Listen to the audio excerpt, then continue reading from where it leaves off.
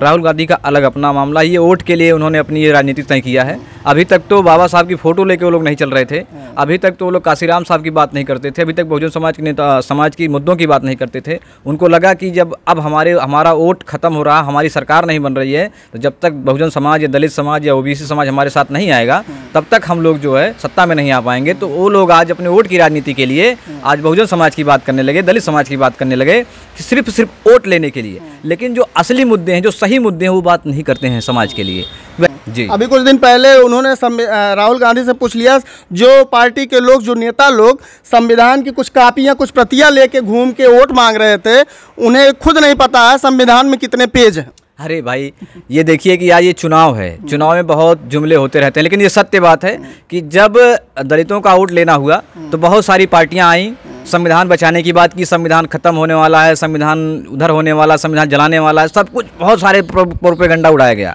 जैसे चुनाव खत्म हुआ, यहाँ तक कि लोग संविधान हाथ में लेके गए और संविधान की शपथ नहीं खाए। तो ये भी एक दुर्भाग्यपूर्ण मामला है और सारी पार्टियों ने उन्हें किया। ये बहुजन समाज के लिए दुर्भाग्यपूर्ण का मामला है और हमारे लोगों को छल कर वोट लिया गया है। भीम आर्मी और आज़ाद समाज पार्टी के नेतृत्व में राहुल गांधी की क्या छवि है? देखिए, अब उनकी छवि हमारे क्या इस तरह से पार्लियामेंट में भरे सांसदों के बीच में एक राष्ट्रीय लेवल के नेता को जलील किया जाए, बीजेपी के अनुराग ठाकुर जैसे बड़े नेता के माध्यम से, क्या ऐसा करना चाहिए? देखिए, हमारे महापुरुषों ने बोला सांप नाथ और नाग नाथ दोनों एक है। ठीक।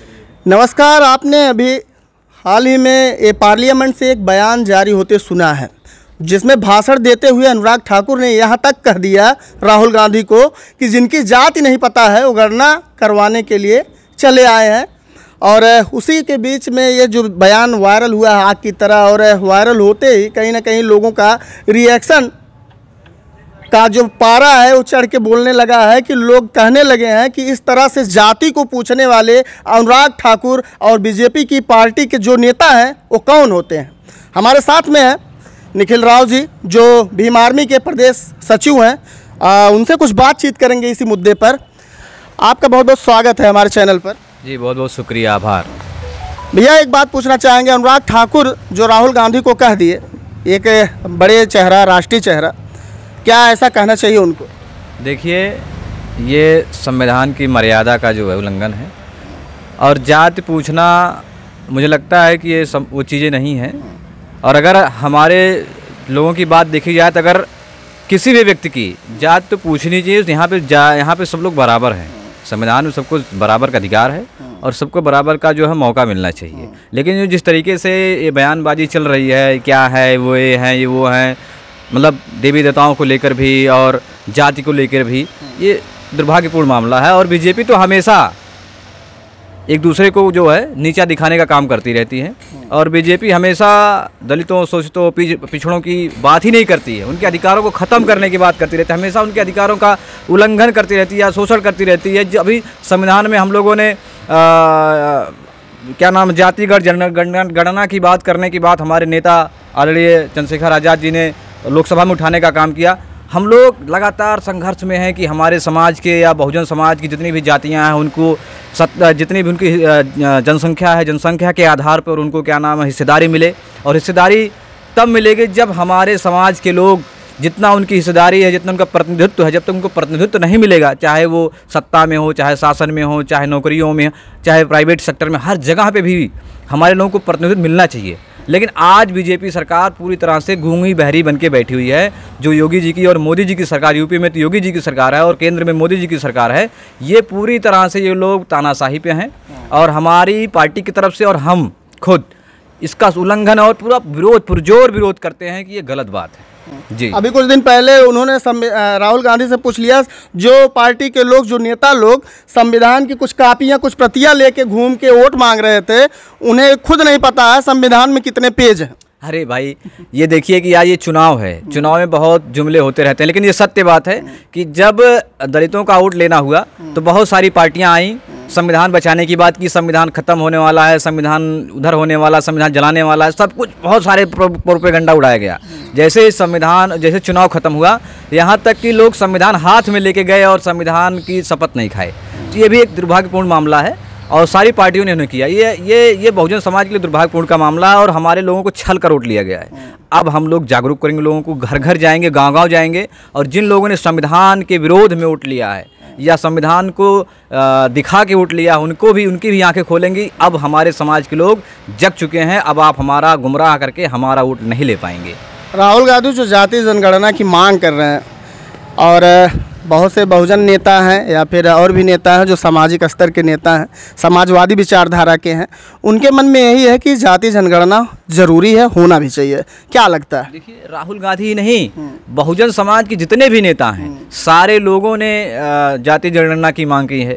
हमारे नेता नगीना लोकसभा से सांसद आदरणीय चंद्रशेखर आज़ाद जी भी लगातार जातीय जनगणना की बात कर रहे हैं। उधर बिहार में भी चल रही है बात, मध्य प्रदेश में भी चल रही है, यूपी में भी चल रही है, पंजाब में भी चल रहा है, राजस्थान में भी चल, हर स्टेट में भी चल रहा है कि यहाँ पे जितने भी बहुजन समाज के नेता हैं सभी लोग पार्लियामेंट में बोल रहे हैं कि जातीय जनगणना होनी चाहिए। ये खास करके राहुल गांधी ही नहीं बोल रहे हैं, ये बहुजन समाज जितने भी नेता हैं सारे लोग बोल रहे हैं कि जातीय जनगणना होनी चाहिए। और ये सत्य बात है, जिस दिन इस देश का प्रधानमंत्री कोई दलित समाज का होगा या कोई बहुजन समाज का होगा, उस दिन इस देश में जातीय जनगणना हो जाएगी। और उनको जब तक जितनी भी उनकी हिस्सेदारी है, जितनी भी उनकी जनसंख्या है, जनसंख्या के आधार पर उनको उतनी हिस्सेदारी दिलवा दी जाएगी और दे दी जाएगी। ये पूरी तरह से सत्य है। हमारे नेता और हम लोग इसके संघर्ष कर रहे हैं, लगातार संघर्ष में हैं और लगातार जब तक हम इसको नहीं पूरा करा दें तब तक हमारी पार्टी और हम लोग आवाज़ उठाते रहेंगे, रास्ते पे भी, पार्लियामेंट में भी। भीम आर्मी और आज़ाद समाज पार्टी के नेतृत्व में राहुल गांधी की क्या छवि है? देखिए, अब उनकी छवि हमारे, क्या इस तरह से पार्लियामेंट में भरे सांसदों के बीच में एक राष्ट्रीय लेवल के नेता को जलील किया जाए, बीजेपी के अनुराग ठाकुर जैसे बड़े नेता के माध्यम से, क्या ऐसा करना चाहिए? देखिए, हमारे महापुरुषों ने बोला सांप नाथ और नाग नाथ दोनों एक है, ठीक है। और ये जो बयानबाजी चल रही है ये ठीक नहीं है, लेकिन संविधान के हद में रह के बोला जाए तो और अच्छी बात है। और रही बात राहुल गांधी की और बीजेपी की, इस पर हम पर्सनल टिप्पणी इसलिए नहीं कर सकते हैं कि सबको अधिकार, सबको बराबर का अधिकार है। तो ये, लेकिन ये है कि बात गलत है, किसी को भी अपमानित नहीं किया जा सकता है, सबको बराबर को बोलने का मौका मिलना चाहिए, बराबर सबको अधिकार सम्मान मिलना चाहिए। जी, राहुल गांधी ने उसी जो है पार्लियामेंट के अंदर जब अनुराग ठाकुर ने टिप्पणी किया तो उन्होंने साफ तौर पे एक शब्द कहा कि आप कितना भी हमें जलील करिए, कितना भी इंसल्ट करिए, यहाँ पे जनगणना करवाने की सोच रख रहे हैं या फिर हमारा जो विचार है उसको हम यहाँ से पास करवा के ही दम लेंगे। बिल्कुल, पूरी तरह से हम भी इस बात का समर्थन है कि भाई जातीय जनगणना होनी चाहिए। तो आप राहुल गांधी के साथ में आज़ाद समाज पार्टी भीम आर्मी राहुल गांधी के विचार के समर्थन में क्या उतरेगी? नहीं, देखिए, हमारा वैचारिक कोई क्या नाम है उनसे वो नहीं है, क्योंकि हमारी पार्टी का बहुजन हिताय बहुजन सुखाय का नारा है और हम लोग बहुजन हिताय बहुजन सुखाय की बात करते हैं। राहुल गांधी का अलग अपना मामला, ये वोट के लिए उन्होंने अपनी ये राजनीति तय किया है। अभी तक तो बाबा साहब की फ़ोटो लेके वो लोग नहीं चल रहे थे, अभी तक तो वो लोग काशीराम साहब की बात नहीं करते थे, अभी तक बहुजन समाज के नेता समाज की मुद्दों की बात नहीं करते थे। उनको लगा कि जब अब हमारा वोट खत्म हो रहा, हमारी सरकार नहीं बन रही है, तो जब तक बहुजन समाज या दलित समाज या ओबीसी समाज हमारे साथ नहीं आएगा तब तक हम लोग जो है सत्ता में नहीं आ पाएंगे। तो वो लोग आज अपने वोट की राजनीति के लिए आज बहुजन समाज की बात करने लगे, दलित समाज की बात करने लगे, सिर्फ वोट लेने के लिए। लेकिन जो असली मुद्दे हैं, जो सही मुद्दे हैं, वो बात नहीं करते हैं समाज के लिए। भाई हमको हिस्सेदारी चाहिए, हमें आरक्षण चाहिए, ठीक है, जनसंख्या के आधार पर आरक्षण मिलने चाहिए, प्राइवेट सेक्टर में हमको आरक्षण मिलना चाहिए, हमारे पास शासन प्रशासन में हिस्सेदारी नहीं है, वहाँ पे मिलना चाहिए। ये बात क्यों नहीं बोली? अभी 69,000 वैकेंसी का मामला हुआ, उस पर कोई बात नहीं हो रही है।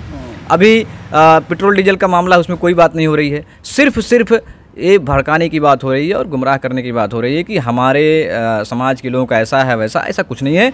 हमारे नेता खुद बोल रहे हैं, हमारे नेता खुद लड़ रहे हैं संसद में, और जब उनको बोलने का मौका नहीं दिया जाता तो वो तख्ती लेके बाहर निकल आते हैं। भी देखिए, आपने राजस्थान में हत्या हो जाती है, यूपी में हत्या हो जाती है, अभी आपके ज़िले में हत्या हो जाती है, अम्बेडकर नगर में हत्या हो जाती है, आजमगढ़ में हत्या हो जाती है, बहुत सारे ज़िलों में हत्या हो जा रही है, लेकिन एक भी आवाज़ उठाई नहीं जा रही है, ना तो विधानसभा में ना लोकसभा में।